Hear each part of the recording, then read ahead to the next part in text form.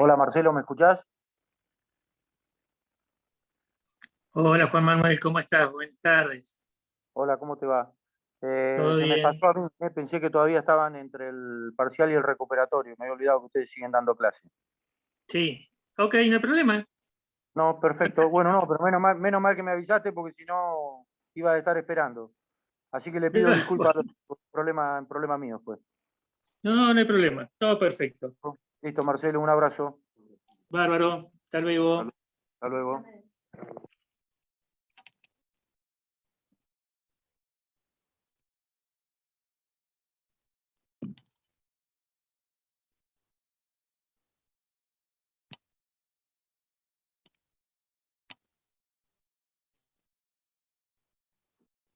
Hola, buenas tardes.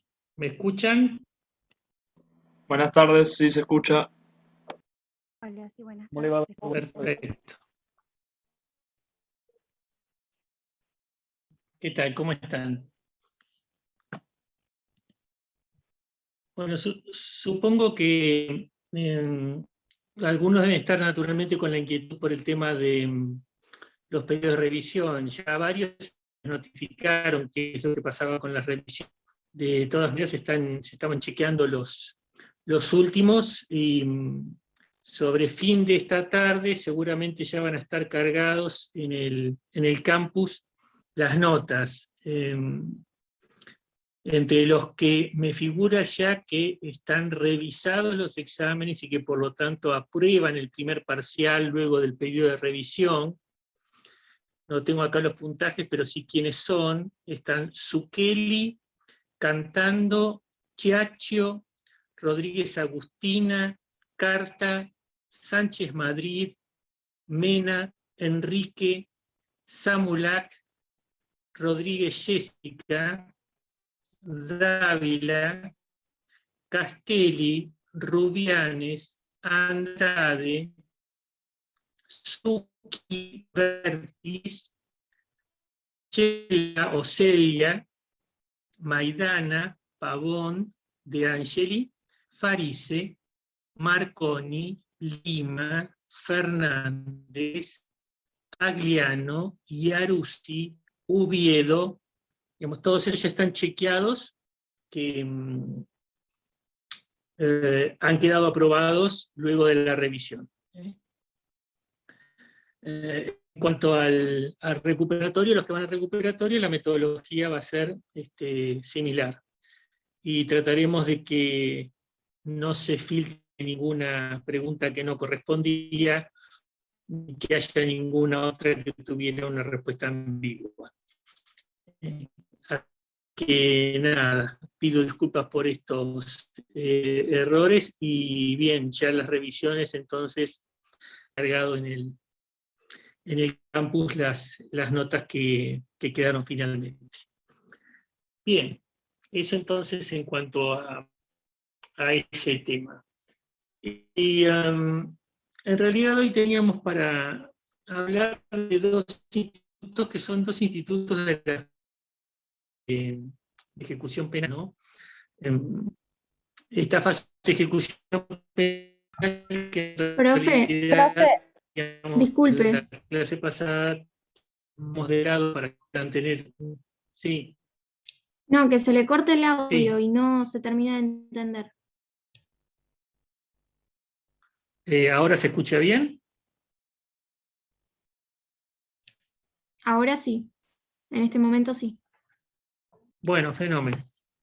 Les decía entonces que hoy teníamos para hablar dos temas que son temas vinculados a la etapa de la ejecución penal. La clase pasada en realidad habría correspondido a hablar del tema de la vinculación de la ley 24660 y la ley 12256, que lo dejamos de lado simplemente para que tengan un tiempo más de estudio antes del parcial. Y sobre ese tema, sobre la ley 12256 y la 24660, hay en el campus ya una clase grabada. Así que no es necesario que repitamos ahora esa clase. Les pido por favor que directamente la vean que está grabado del cuatrimestre pasado, no ha habido ningún cambio en ninguna de las dos leyes que haya ningún contenido que actualizar sobre el particular. Y bien, esta etapa de la ejecución es una etapa que en realidad vemos habitualmente que se generan algún tipo de chisporroteos o discusiones mediáticas en torno al momento de la ejecución penal, que más que nada a veces parecieran estar vinculados con un desconocimiento básico de qué es lo que puede pasar con una causa penal, ¿no? La primera pregunta que nos podríamos hacer es si todas las causas penales que se inician son causas que tienen que terminar en una condena. ¿Todas las causas penales deben terminar en una condena? ¿Qué opinan? Que no. Que no. No todas deben terminar en una condena. ¿Están todos de acuerdo en eso? Y si no terminan en una condena, ¿deben terminar en una absolución o puede pasar otra cosa? Puede pasar otra cosa. ¿Están todos de acuerdo con esa idea?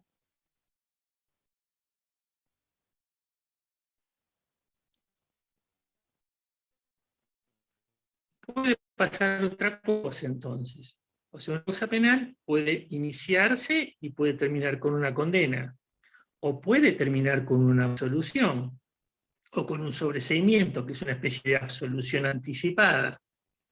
O puede terminar de otra forma, que no es ni una condena ni una absolución. Digamos que hay institutos alternativos a la condena y a la absolución cuando se inicia un proceso penal. Y entonces, podemos tener que existan excusas absolutorias, es decir, decisiones político-criminales que bajo determinados contextos evitan la aplicación de una pena. Pueden existir en los tipos penales condiciones objetivas de edad. También por razones político-criminales el legislador decide que solo a partir de una infracción le interesa para el derecho penal. Dicho de otra forma, deja de interesarle solo para la rama madre, por ejemplo, el derecho administrativo sancionador. Después tenemos posibilidades de otros institutos alternativos a la pena. Es decir, la suspensión del juicio a prueba puede decirse que es un instituto alternativo a la pena.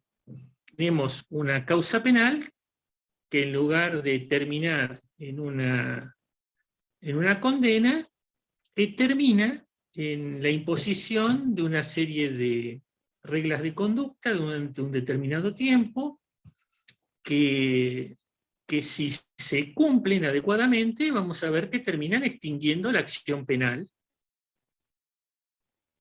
¿Qué otra cosa más podemos tener?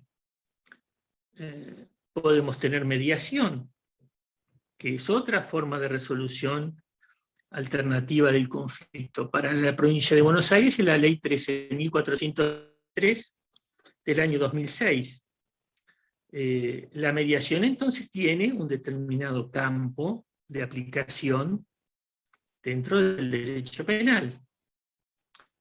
Después tenemos también una serie de distintas modalidades del principio de oportunidad, ¿no?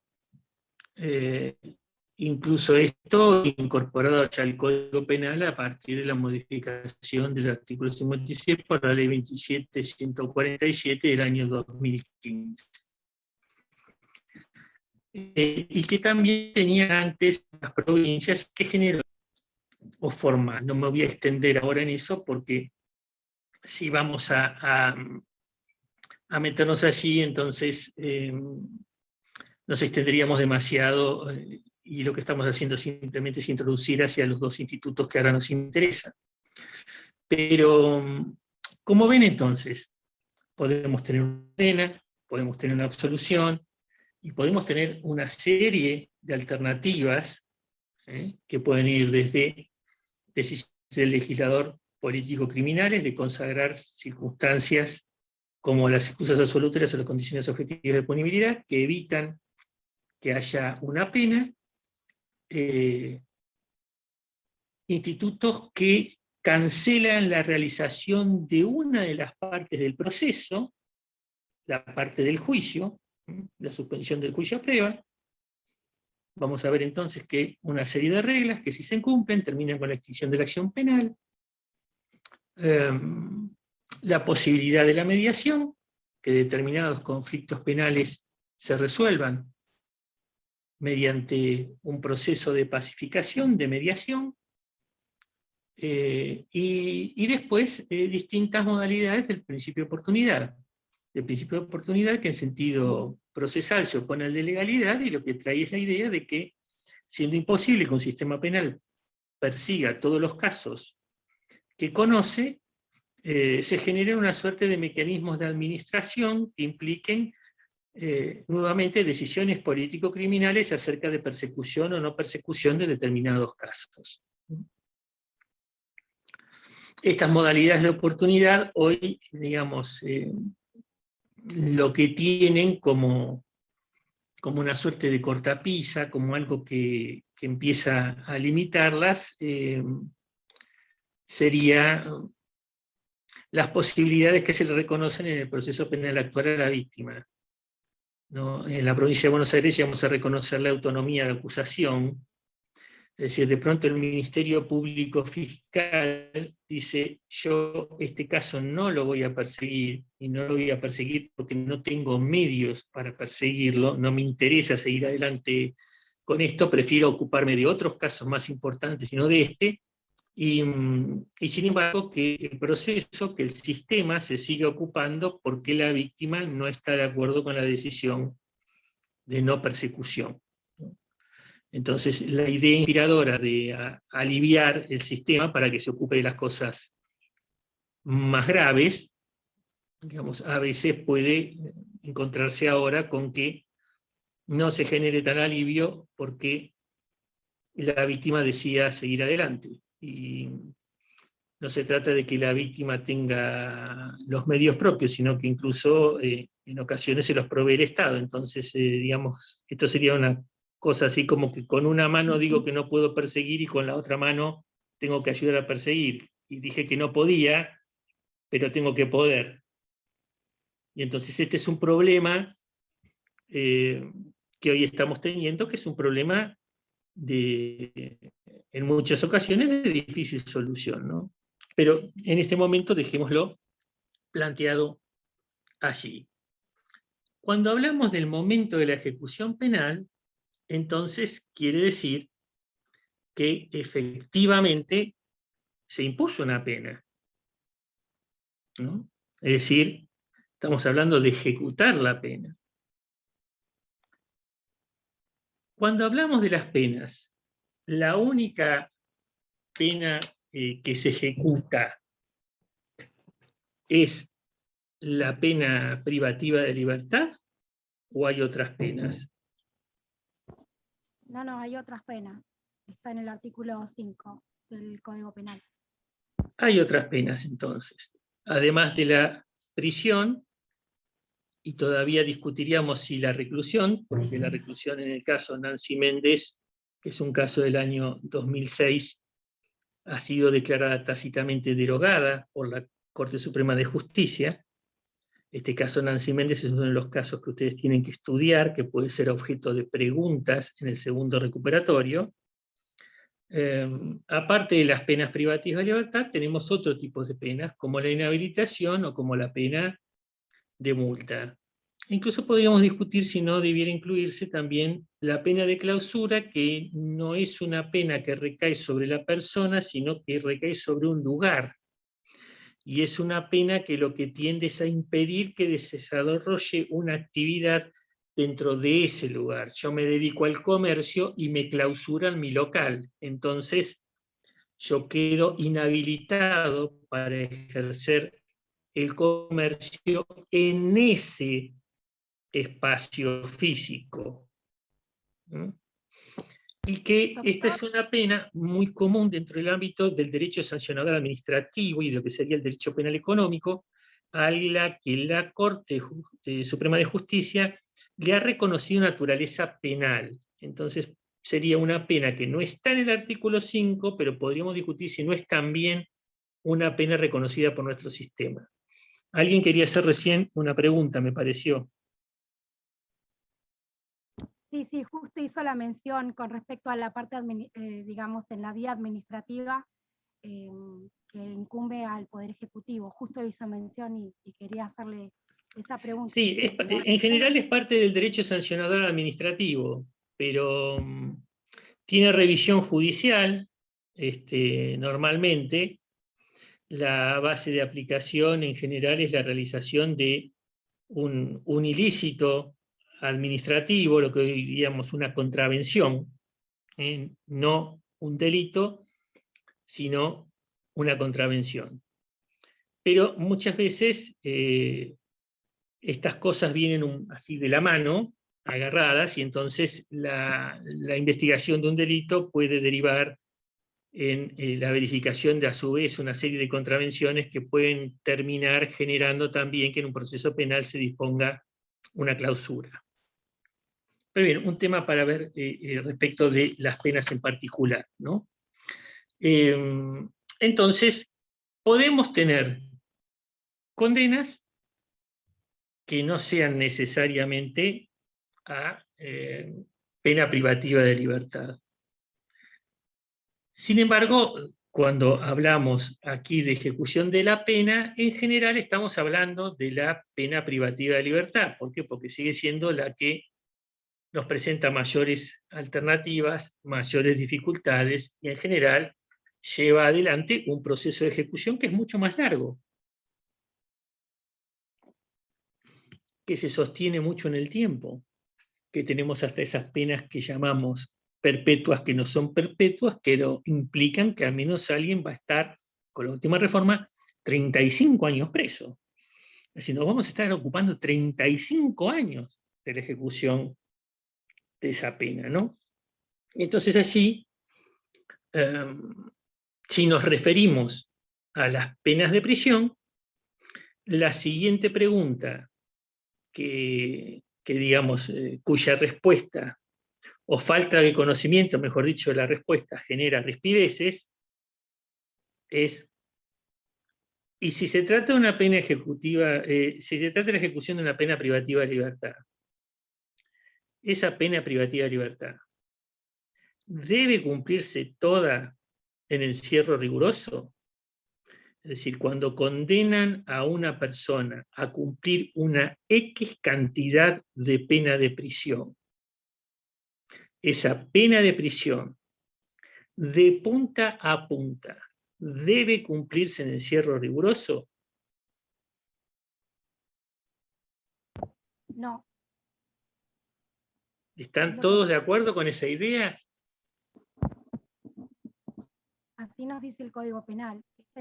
Está suscitado en sus artículos, de los cuales, si se cumple una determinada cantidad de años, puede acceder a beneficios, porque así está en la ley. Está bien. Alguien que no sea Gabriela, que tiene el monopolio de las intervenciones, está muy bien, la felicito, pero quiero que alguno más se despierte e intervenga. ¿Alguien tiene una respuesta alternativa? ¿Alguien quiere decir alguna cosa más respecto de esta pregunta acerca de la necesidad o no de cumplir la pena privativa de libertad en encierro riguroso? Profesor, buenas tardes. Yo opino igual Buenas que tardes. Gabriela. Opina igual que ella. Perfecto. Bien, es que en el fondo ustedes son un grupo de estudiantes de Derecho y que ya vienen estudiando hace un par de meses Derecho Penal. Entonces, se supone que esto lo saben, lo asumen naturalmente. Sin embargo, convengamos que en el discurso mediático la idea pareciera ser la contraria. O sea, a la gente se le transmite la idea de que la pena privativa de libertad se tiene que cumplir encerrado de punta a punta. Y de hecho, si en algún momento a alguien se le habilita que no esté cumpliendo en el encierro riguroso, recién Gabriela decía, el código lo dice, la ley lo dice, y sin embargo pareciera que le estamos pidiendo a los responsables de esto que se olviden de la ley y que se olviden del código, y que transformen en cumplimiento 100% riguroso, aunque el cumplimiento no debe ser por ley 100% riguroso. Y lo curioso es que se presenta la idea de que se está incumpliendo la ley cuando lo que se está haciendo es cumpliendo la ley. Es decir, el otorgar algunas de las alternativas posibles dentro de la ejecución de la pena privativa de libertad pareciera terminar transformándose en un motivo de imputación de no cumplir la ley, cuando el motivo de imputación es modalidad de pena que le corresponde. Sobre esto hay un par de trabajos cortitos disponibles acerca de hacer la ley y hacer de ejecución como liberadores seriales, que están entonces disponibles en el campus. Les pido por favor que también entonces lean esas referencias, que son las reflexiones acerca de qué pasa en este divorcio que hay entre lo que la ley dice y lo que al menos un sector de la sociedad pretende que no se aplique la ley. Y en todo caso lo que tendría que pretender es que se cambie la ley si no quieren que pase eso. Pero mientras tengamos esta ley, pueden pasar una serie de cosas. De todas maneras, sentada entonces esta idea, los dos institutos que tenemos que ver ahora, en estos minutos que nos quedan, en realidad se vinculan con una previa a la ejecución de la pena. Digamos, cuando una pena es de cumplimiento efectivo, cuando una pena implica en una porción de su totalidad el encierro riguroso, aparecen una serie de institutos que tienen que ver con esa posibilidad que algunas de ustedes mencionaron acerca de que se salga antes, ¿no? Y entonces, dentro del momento del cumplimiento efectivo, van a aparecer institutos como las salidas excepcionales, las salidas transitorias, en la provincia de Buenos Aires la libertad asistida previa a la libertad condicional, eso no existe en la nación, la libertad condicional y la libertad asistida previa al agotamiento de condena. Todas esas cosas pueden pasar durante el momento de cumplimiento de la pena.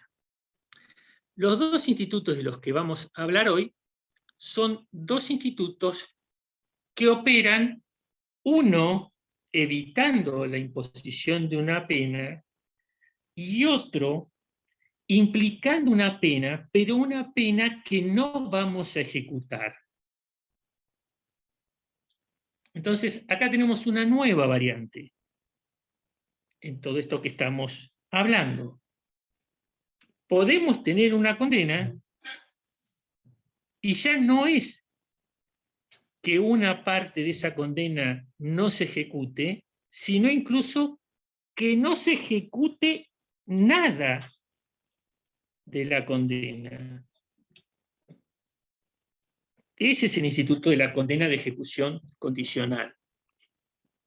Si nosotros lo ordenamos en una suerte de secuencia, digamos, una vez iniciado un proceso penal, entonces lo primero en el orden de estos institutos con lo que nos podemos encontrar es con la suspensión del juicio a prueba.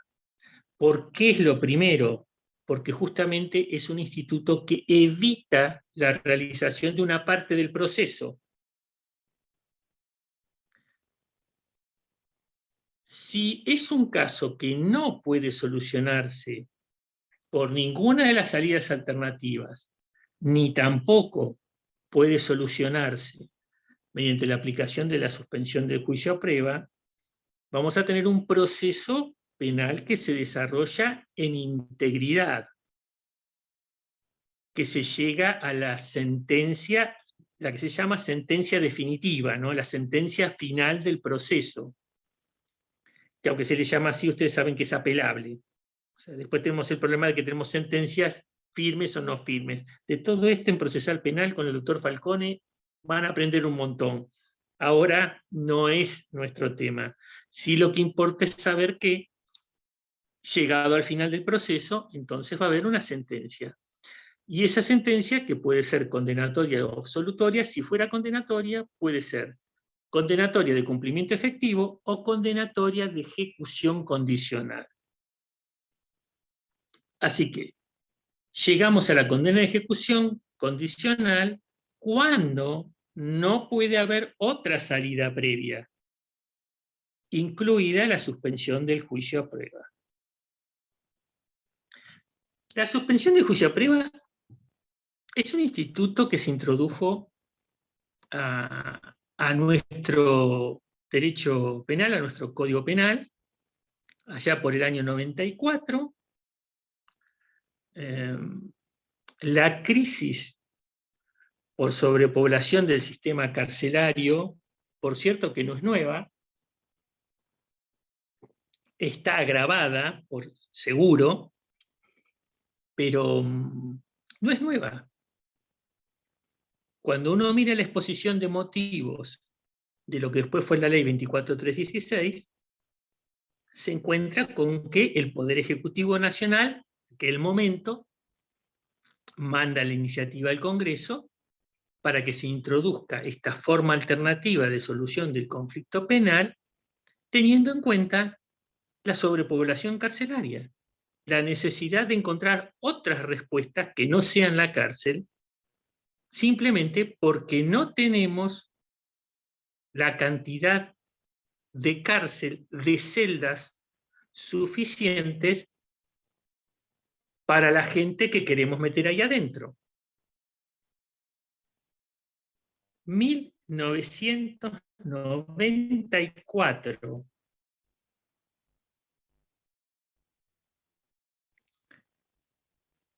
Ese es el motivo. Desde el punto de vista del trámite parlamentario, fue una ley que en realidad nos encontramos con que habían conviviendo en el proyecto, en el Congreso, una serie de proyectos, muchos proyectos, para introducir este instituto. Y digamos que nadie se quiso bajar, nadie quiso retirar el suyo. Hubo una suerte de celo, de voluntad de lucimiento de nuestros legisladores.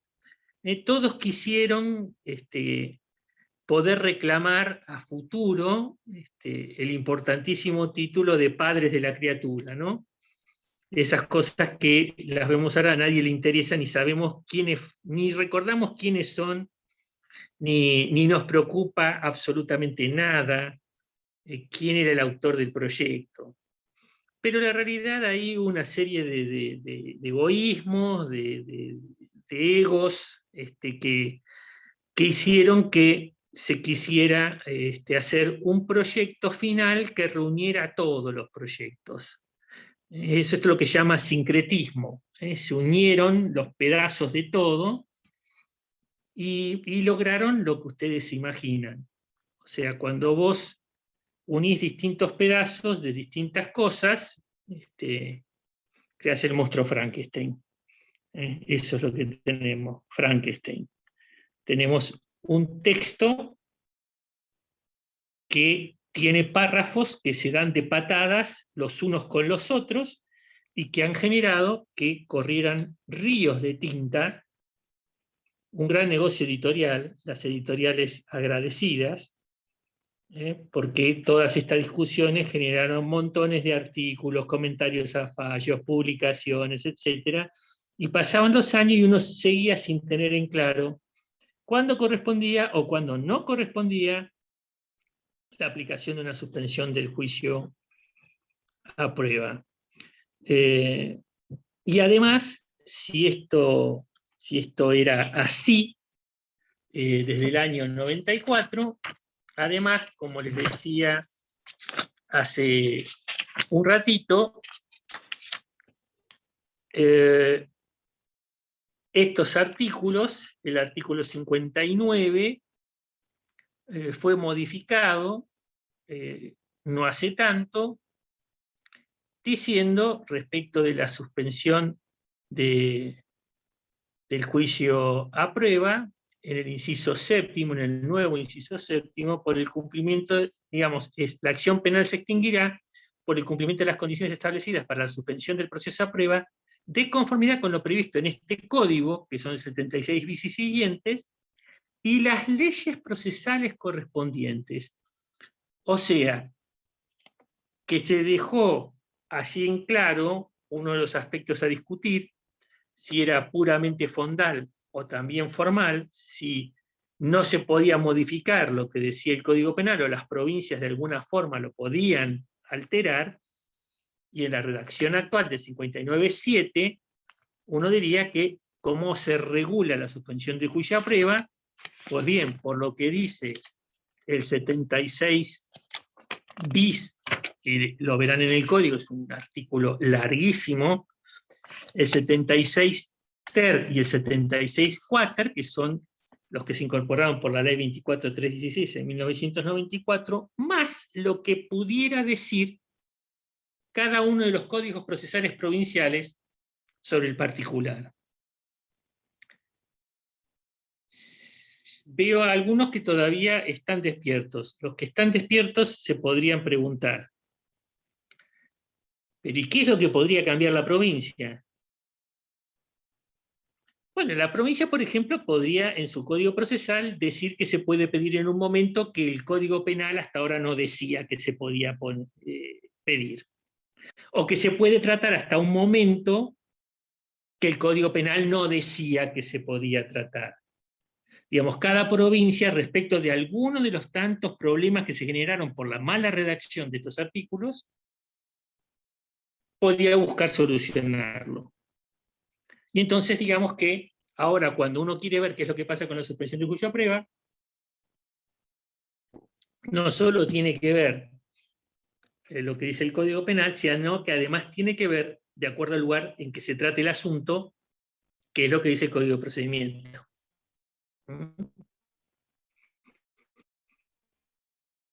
Bien.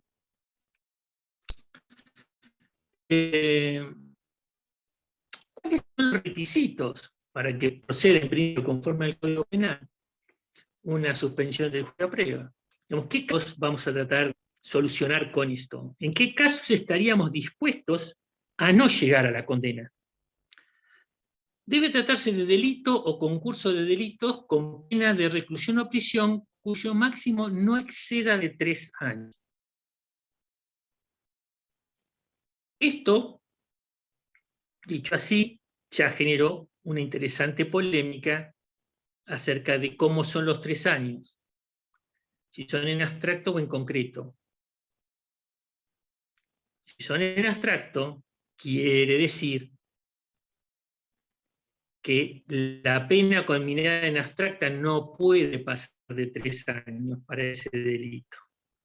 Pero si son en concreto, aunque el delito tenga conminado en abstracto una pena de más de 3, si la pena que se va a imponer en ese caso no supera los 3, igual puede tener una suspensión del juicio a prueba. Ejemplo claro, una estafa. Una estafa del artículo 172, mírenlo, 172 tiene una pena cuyo mínimo está por debajo de los 3 porque tiene pena de 1 mes, y cuyo máximo está por encima de los 3. La estafa, como tiene 1 mes a 6 años, digamos, si la tomáramos la combinación en abstracto, una estafa no permitiría la suspensión del juicio a prueba. Pero si la tomamos en concreto, sí puede. ¿Por qué? Porque puede estimarse que por distintas circunstancias, la verdad es que este caso es de una estafa que merece una pena que no es superior a 3 años. Entonces podría tener una suspensión de juicio a prueba por estafa. Es en concreto, y podría tenerla, es en abstracto. Esto, ríos de tinta de jurisprudencia contradictoria, la Corte Suprema de Justicia de la Nación cierra el asunto en el fallo Arriola, como nuestro colega profesor Arriola, que no fue él el imputado, se los aclaro, otro Arriola. Pero bien, en el caso de Arriola se cierra esta discusión, y impera la tesis que se llama amplia. Van a leer que se habla, hay también materias escritas puestas en el campus a disposición sobre esto. Van a ver que se habla de una tesis amplia y una tesis restrictiva, respecto de todas las interpretaciones discutidas. ¿Por qué es amplia o por qué es restrictiva? Se llama amplia a la interpretación que permite el ingreso de la mayor cantidad de casos posibles a eso de la suspensión del juicio a prueba. Y tesis restrictiva a la que excluye la mayor cantidad de casos posibles. Vuelvan a pensar en la estafa. En la tesis amplia, la estafa se puede suspender, pero la tesis restrictiva no se puede suspender. ¿Se entiende?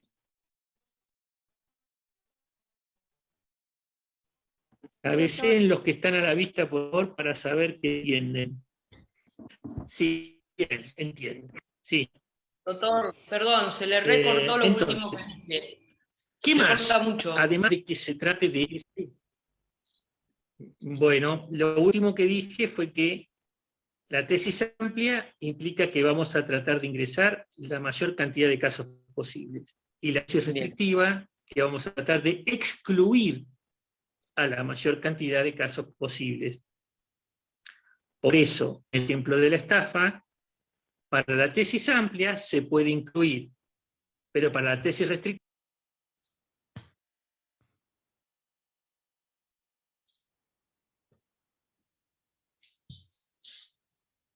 Anda, que se le cortó. ¿Y ahora?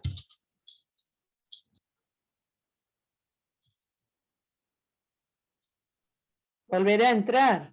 ¿escuchan? ¿Ahora me Sí. escuchan? Sí, Sí. profesor. Ok. Bien. Tesis amplia, tesis restrictiva. ¿Qué más se necesita? Se dice, ofrecimiento de reparación del daño en la medida de lo posible. Esta fue una de las medidas tendientes a que la víctima sea considerada dentro del proceso penal de una forma que antes no era tenida en cuenta. Entonces, quien pide una suspensión del juicio a prueba, quien pretende una suspensión del juicio a prueba, tiene que ofrecer reparar el daño. Ahora, dice en la medida de lo posible. Esto quiere decir que no estamos hablando de una reparación en términos civiles, que no estamos hablando de la reparación plena y total del daño. Puede ser que sí, pero puede ser que no. ¿Por qué puede ser que no? Simplemente porque, no sé, puede ser un pobre de solemnidad. Entonces no puede reparar. O no puede reparar devolviendo la cosa, o no puede reparar devolviendo el valor de la cosa. Pero a veces puede repararse de otra forma. También se puede reparar, por ejemplo, reemplazando por determinada prestación de servicios o de tareas.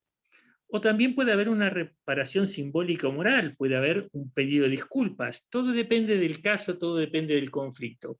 pero lo importante es tener en cuenta que debe ofrecerse reparar el daño en la medida de lo posible. Además, debe ser un caso de los que habilitaría la condena de ejecución condicional o condenación condicional de la que vamos a hablar ahora. Además, se requiere que haya consentimiento del fiscal. Además, se requiere que en caso de multa conjunta o alternativa como penas, deba pagarse el mínimo de esa multa. También deben abandonarse en favor del Estado los bienes que serían decomisados si llegáramos a imponer una condena. Profe, Res- ¿puede sí. repetir ese requisito? Perdón, no te escucho. Sí, puede repetir el último requisito.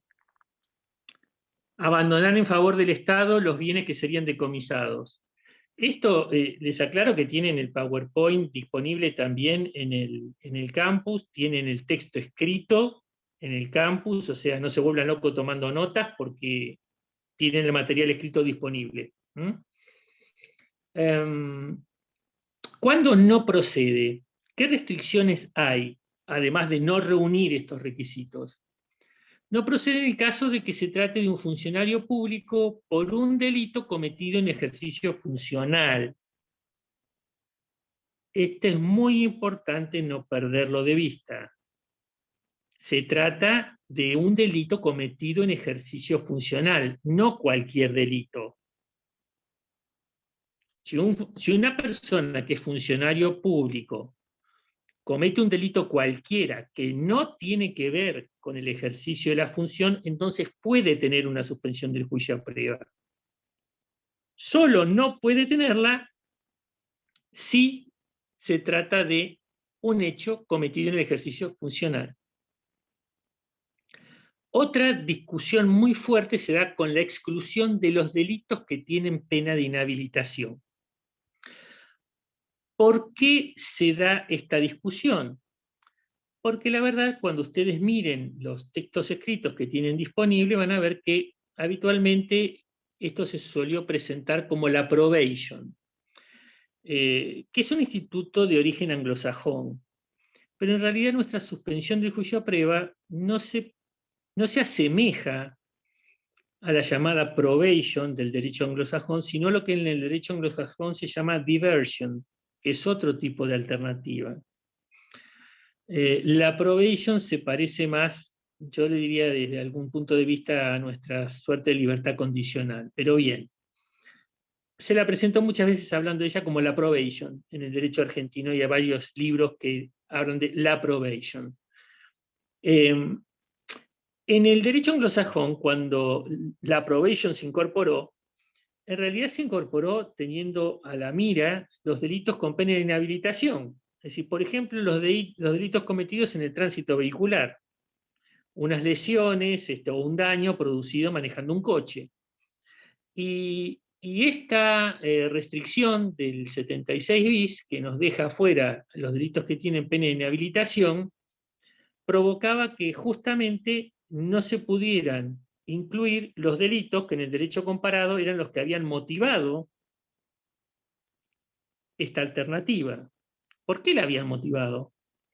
Porque si en general hablamos de delitos imprudentes, ustedes recuerden que dijimos que en el delito imprudente el individuo que lo comete no lo comete con voluntad de hacerlo, o sea, se produce un hecho disvalioso sin voluntad de realizarlo. Y entonces, como no hubo voluntad de cometer el delito, uno dice, bueno, estos son los casos en los que pareciera lógico evitar una aplicación de pena, porque no es alguien que quiso cometer un delito.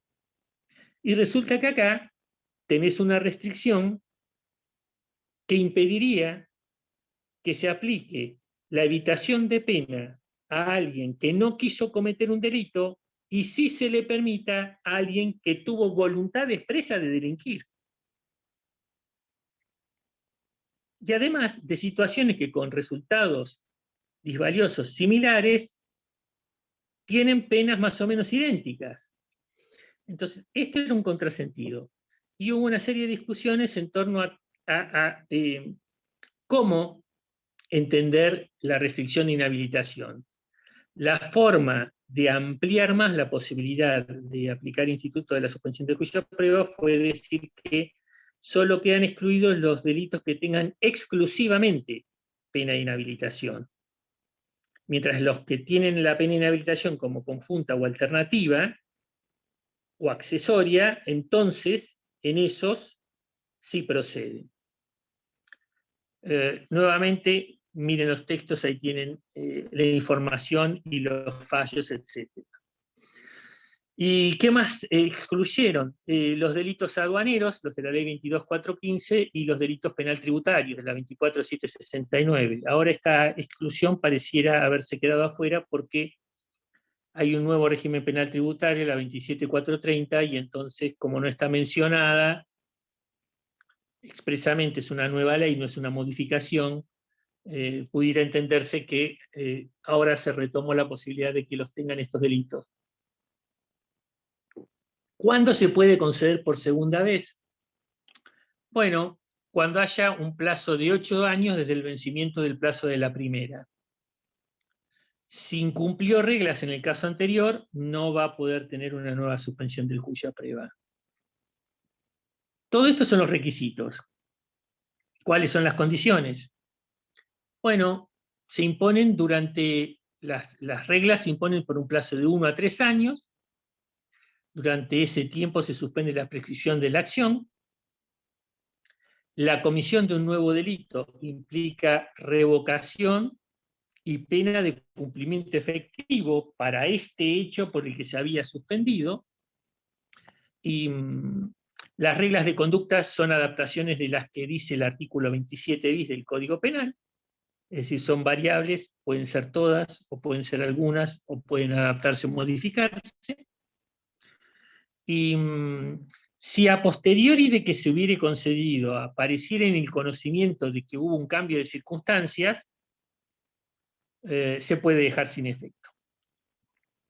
Esto es en muy breve síntesis el tema de la suspensión del juicio a prueba. Vuelvo a insistir en que lean los artículos y los comentarios de doctrina y los fallos que hemos individualizado en el campus para este tema. Termino con el instituto de la condenación condicional o la condena de ejecución condicional. En este caso, entonces, insisto, hay una condena. Hay una condena a pena privativa de libertad. Y sin embargo, no obstante haber sido condenado, la ejecución de esa pena se deja en suspenso. ¿Cuáles son los requisitos para que proceda? Bueno, debe ser un primario. ¿Qué quiere decir que sea un primario? Que es la primer condena que tiene esta persona por el delito o concurso de delitos de que se trate en ese proceso. La pena debe ser una pena corta, debe ser primario, y ese primario debe tener una pena de prisión que no sea mayor a 3 años. Si le van a poner 3 años y un día, es cumplimiento efectivo. Hasta 3 años, posibilidad de suspensión. 3 años y un día, cumplimiento efectivo. Por eso cuando uno ve que el legislador pone una pena cuyo mínimo es superior a 3 años, lo que está diciendo es que esa pena va a ser de cumplimiento efectivo. No va a haber posibilidad de condenación condicional. No corresponde la condenación condicional cuando se trata de inhabilitación o multa. O sea, la inhabilitación o multa no admiten la condicionalidad. La condicionalidad es algo que solo procede respecto de la pena privativa de libertad. Se condena condicionalmente. El Código, artículos 27, 27 bis, dice que esa condena se tendrá por no pronunciada luego de transcurridos 4 años. Se tendrá por no pronunciada, ¿qué quiere decir? Para la tesis mayoritaria, para la tesis que tiene mayor consenso, lo que quiere decir es que pasados 4 años de la condenación condicional, esa condenación condicional no podrá ejecutarse. Pero si no pasan los 4 años, sí podrá ejecutarse. Me condenan en 2020 a 2 años de prisión.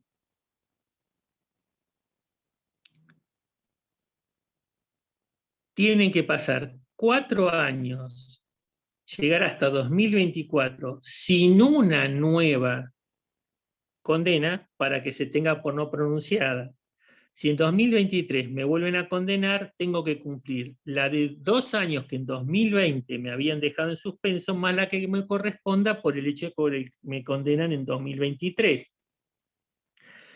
Pero si logro llegar hasta 2025 sin que me condenen de nuevo, entonces me corresponderá cumplir la pena por el hecho de que me condenan en 2025, pero no me corresponderá que me agreguen, que me hagan vivir los 2 años que me habían impuesto en 2020.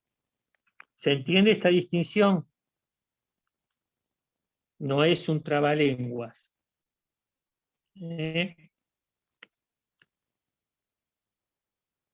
¿Sí o no? ¿Estamos de acuerdo? ¿Se entiende qué quiere decir? Sí, sí, doctor. Fenómeno. Muy bien.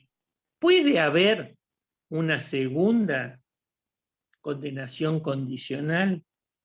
Es decir, me dieron una vez la oportunidad. Soy primario, era una pena privativa de libertad, era de hasta 3 años, ¿eh? Cumplí todas las reglas, etc. ¿Pueden volver a dármelo? Sí, pueden volver a dármelo. Pero ¿qué tiene que pasar? Tiene que pasar un lapso temporal significativo. ¿Cuál es ese lapso temporal significativo? 8 años, si estamos combinando delitos culposos, o 10 años, si estamos combinando delitos dolosos. Entonces, en ese caso, si transcurrieron más de los 8 o más de los 10, según se trate de culposos o de dolosos, me van a poder dar una nueva condena de ejecución condicional. Si cometo el nuevo delito antes de los 8 o antes de los 10, no voy a poder tener condena de ejecución condicional, aunque sea una condena que correspondería a menos de 3 años, no importa, me corresponden 3 meses, porque es un hurto tonto. Lo lamento, son 3 meses de cumplimiento efectivo. Menos de 10 o menos de 8, cumplimiento efectivo. Menos de 4 en la ventana, cumplimiento efectivo del hecho posterior, más cumplimiento de la que había quedado en suspenso. Así es entonces como se regula esto. Muy bien. ¿Alguna pregunta sobre estos 2 temas que vimos hoy? ¿Alguna inquietud, alguna duda?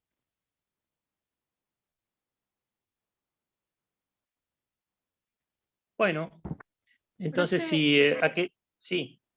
Disculpe, con el tema de los ¿No? artículos de condenación tenemos el 26, 27, que es el 27 bis, que es largo. El Ahí 27 están bis, el 27 bis son las reglas. A ver, por supuesto, acá estoy explicando el funcionamiento. Después están las reglas del 27 bis, que como les digo, son reglas que pueden tomarse todas, pueden tomarse algunas o pueden modificarse. O sea, en la condena de ejecución condicional queda la pena en suspenso, pero se fijan una serie de reglas. Esas reglas deben cumplirse. Es la misma lógica y la misma mecánica de la suspensión de juicio a prueba. Me Perfecto. suspenden con reglas. ¿Cumplo?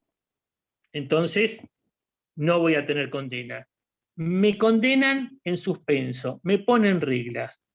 ¿Cumplo? No voy a tener que vivir la pena, voy a evitar la pena.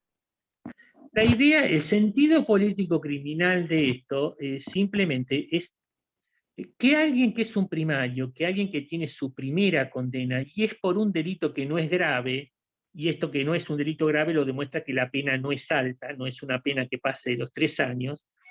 Entonces, ¿cómo les diría? En términos futboleros es como si le sacan la amarilla, ¿entienden? Le dicen, mire, amarilla, te pescamos. ¿Mm? Ojo, que si pegás una patada de nuevo tenés roja y te vas afuera. Ojo, que si cometés un nuevo delito vas a tener la pena de este más la pena del otro. O si tardás mucho en que te puse la amarilla hasta que te llegue la roja, entonces vas a tener nada más que la pena de la roja y no la de la amarilla. Pero funciona así, digamos, la idea de la tarjeta amarilla y la tarjeta roja es una buena, digamos, analogía para entender cómo funciona esto. ¿Mm? Se trata de alguna manera de administrar el recurso cárcel. O sea, la cárcel por poco tiempo, digamos, la cárcel acá nunca funciona bien, ni por poco tiempo ni por mucho tiempo. Digamos, la cárcel nuestra no es una cárcel que podamos decir que en general reúna los estándares que permitan entenderla como un lugar donde se da un tratamiento de resocialización. Lamentablemente es así. ¿Hay lugares donde la cárcel funciona mejor? Sí, hay lugares donde funciona mejor, donde hay mayores posibilidades de una pena vivida en un sentido humanitario, digno, que permita superar vulnerabilidades que llevaron ahí, etc. Pero la nuestra, sinceramente, no. Entonces, como la pena de cárcel es una pena que en realidad funciona en términos reales como castigo y no como espacio de resocialización, bueno, se trata de que una pena corta que no puede cumplir con el ideal de resocialización sea reemplazada por una primera vinculación con el sistema penal que lo que me dé simplemente sea la obligación de cumplir con algunas reglas o con algunas limitaciones de comportamiento que me hagan reflexionar y que eviten la recaída en el delito. Esas son las reglas de conducta que me van a poner. Digamos, me van a dejar en tránsito social controlado. ¿Mm? Y aquellos institutos de la pena que se cumple efectivamente, que permiten salir, que permiten evitar el encierro riguroso, ¿qué son? Son eso.